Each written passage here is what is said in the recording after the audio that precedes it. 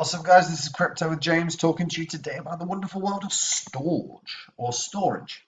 Right, I'm going to get into this in a second. Before I do, as always, spreadsheets updated. These were the first 26 coins I spoke about on the channel that I thought would crash it in this bull cycle. You'd invested $100 into each one, you'd be in profit for $19,146. So that would be you'd be sitting on about $21,700 from your initial investment. That's not bad. Phantom is in yellow because I said it'd be the best investment in the year. Did a whole Udemy course on it, and it's currently up 47 times from when I spoke about it. If you want to see what cryptos I'm in, the huge gains these coins are going to have, the reasons they're going to have these staggeringly good growth, and to be honest, even 4 years down the line, some of these coins are going to be absolutely massive. So if you want to know what they are, check out the link. It's in the description. Guys, storage. I like storage. Now, cloud storage is a massive growth area. And it's bound to be. So it was introduced in 2014 as a concept, and it was basically a decentralized peer-to-peer.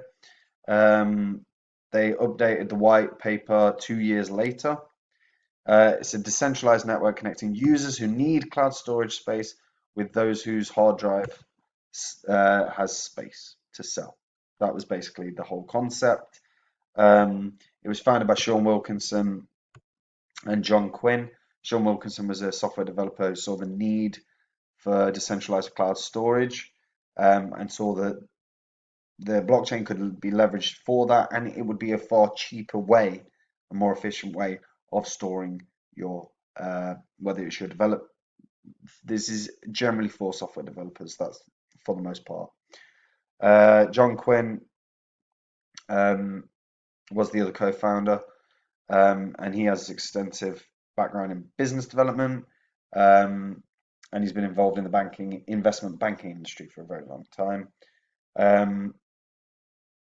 Wilkinson served as CEO. He stepped down, however, for a more experienced hand to take the wheel, with Ben Golub serving as the CEO.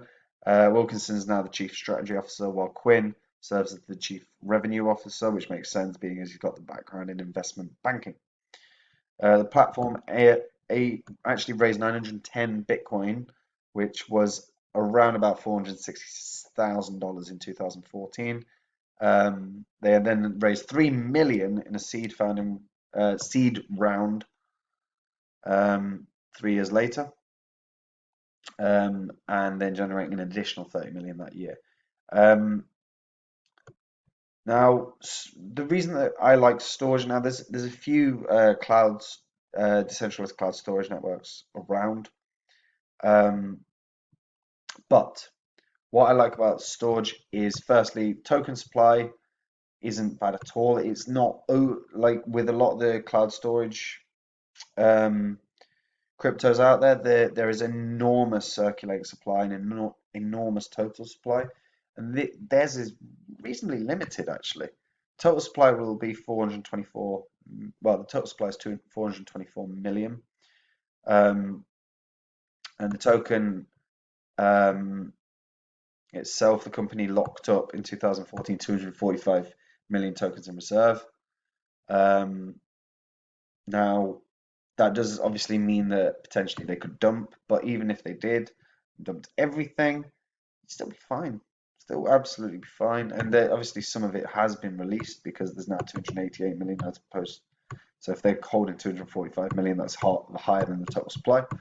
So they've even releasing them, it's not dumped the price.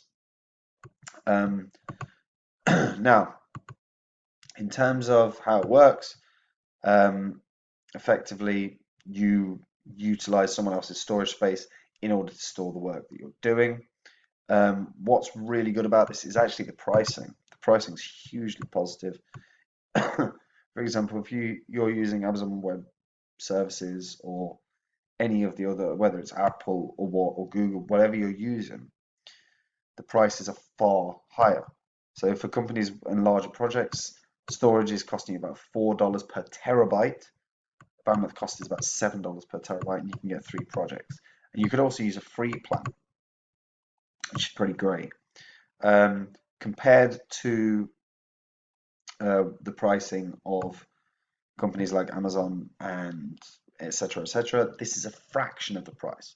What's also good about storage is you could host a node. So basically, you sign up, you use your existing hardware and allocate a portion of your storage and bandwidth for storage. It's pronounced storage, but I'm just going to keep saying storage now because I like to.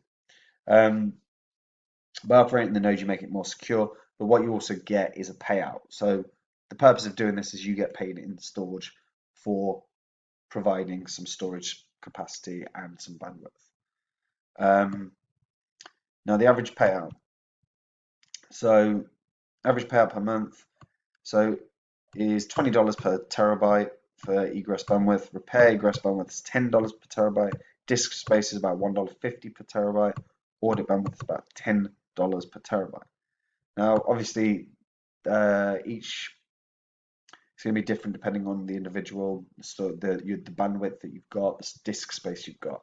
However, it's not bad as a passive income stream to use your spare processors and your spare basically storage capacity.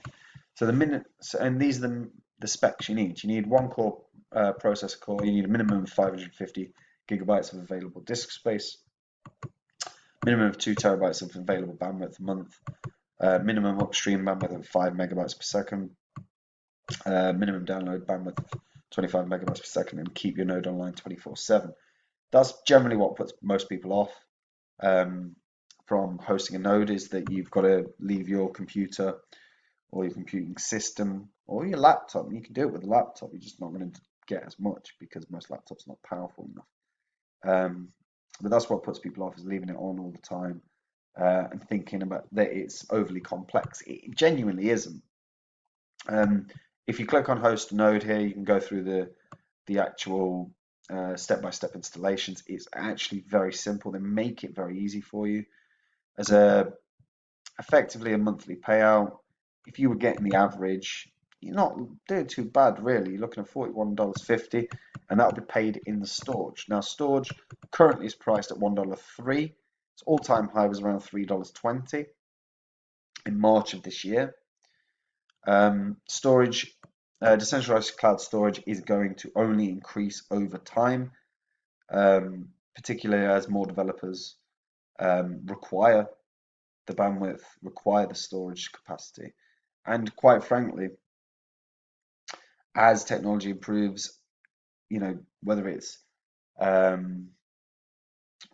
the screen grabs that you're using, whether it's the software that you're using, but the megabytes per piece of information increases over time. If you look at photos now compared to how they were 10 years ago, the files are far larger in terms of size, generally because the quality has improved in terms of, just as a simple example, but for photographs.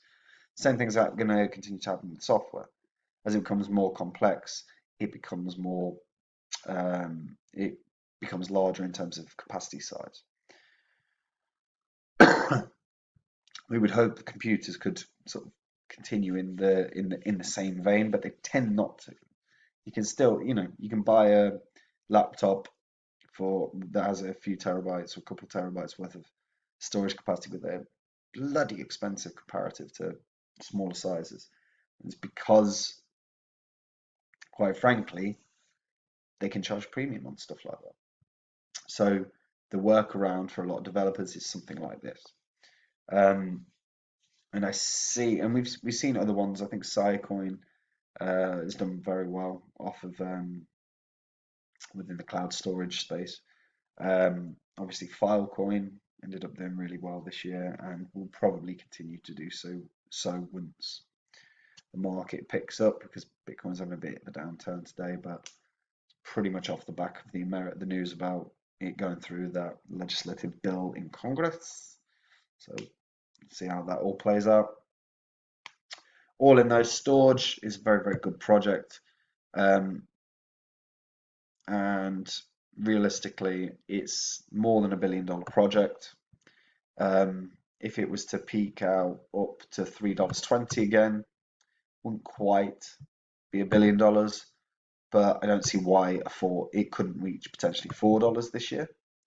Long term, you would think there's a hell of a shot of something along the lines of $10 if the cloud storage space continues to really move in a positive direction.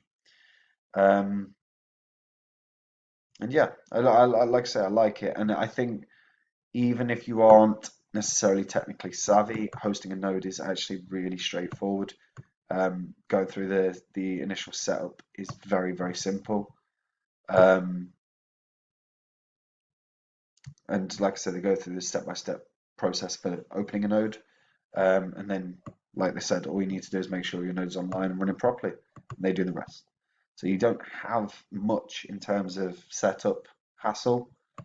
If you're making, say you're making $40, $41.50 a month, 12 months a year, you're looking at, let's call it basically $500, right? Just shy. So $500 in storage. So that is your 500 storage. If it hits $4 a coin, you made yourself $2 grand. And if you do it, if you set it up or you have it set up on multiple systems throughout the bear market, when the bear market kicks in, you'll build up a tons worth of storage, and you'll have 3 years worth of building before the next bull cycle, and you might be in a position where you can recoup all that storage for far greater money. So something to consider, like food for thought, as it was. Anyway, that's it from me. Check out Copy My Crypto. The link's in the description. These coins are absolute beasts in terms of the growth that they should have. They are all the coins that I'm invested in. If you want to see exactly what they are, how the portfolio is set up, why it's set up the way it is, and what the gains and the advantages are of these coins, then check the link in the description. Anyway, take care and stay safe, guys. Bye bye.